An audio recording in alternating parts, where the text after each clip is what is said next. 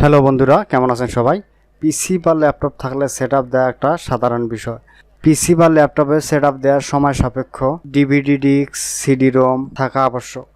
কিন্তু আপনারা চাইলে একটি পেন ড্রাইভে উইন্ডোজ বুটাবল করে ডিভিডি ডিস্ক, সিডি রোম ছাড়াই প্রয়োজনে খুব অল্প সময়ে আপনাদের পিসি বা ল্যাপটপে সেটআপ দিতে পারেন।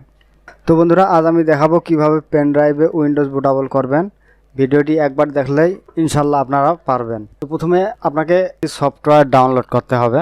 তো ডাউনলোড করার জন্য আপনারা ব্রাউজার ওপেন করবেন। তো এখান থেকে সার্চ করবেন RUFUS লিখে।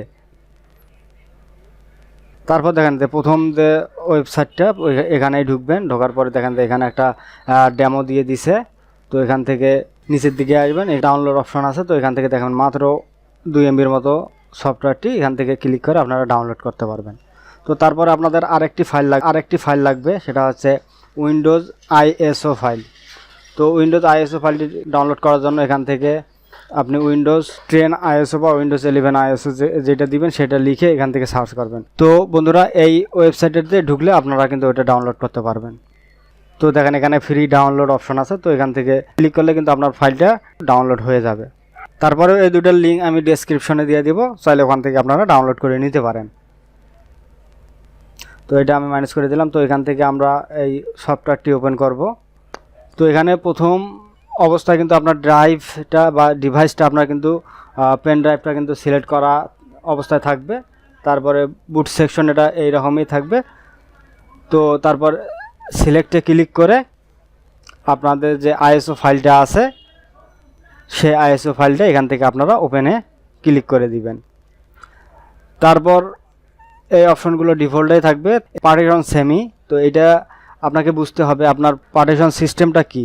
তো এখানে মূলত দুই ধরনের পার্টিশন সিস্টেম আছে, একটা MBR আর একটি হচ্ছে GPT। তো আপনার যদি পার্টিশন সিস্টেম MBR হয়, আপনি কিন্তু GPTতে বুটাবল করলে আপনার উইন্ডোজটা সেটআপ হবে না। অবশ্যই আপনাকে এটা চেক করতে হবে যে আপনার পার্টিশন সিস্টেমটা কি MBR নাকি GPT। তো এটা চেক করার জন্য দিস পিসিতে রাইট বাটন ক্লিক করে ম্যানেজ নামে যে অপশনটা আছে এখানে ক্লিক করে দিবেন। এখানে ক্লিক করার পর ডিস্ক ম্যানেজমেন্টে যাবেন। তারপরে আপনার হার্ড ডিস্ক বা অন্যান্য যে ড্রাইভগুলো ইনস্টল দেওয়া আছে এগুলো দেখাবে। তো আপনি যেটাতে ইনস্টল দিবেন, তো হার্ড ডিস্কের এই অপশনে রাইট বাটন ক্লিক করে প্রপার্টিজে চলে যাবেন।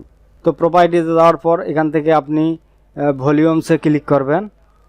তারপর এখান থেকে দেখবেন পার্টিশন স্টাইল। তো আমার এখান থেকে MBR সিলেক্ট করা আছে। তো এখানে মাস্টার বুট রেকর্ড, এইটাতে কিন্তু আমাকে বুটাবলটা করে নিতে হবে।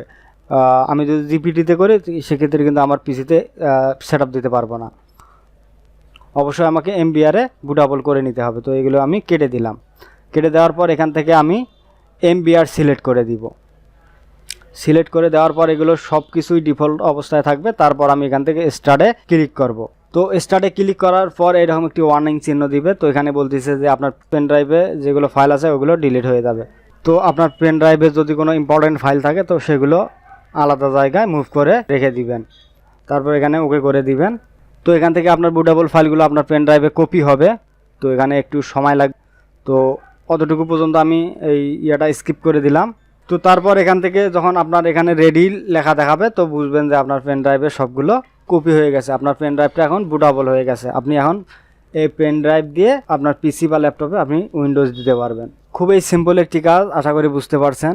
ভালো লাগলে লাইক দেবেন। আপনার মূল্যবান সময় দিয়ে ভিডিওটি দেখার জন্য আপনাকে অনেক অনেক ধন্যবাদ।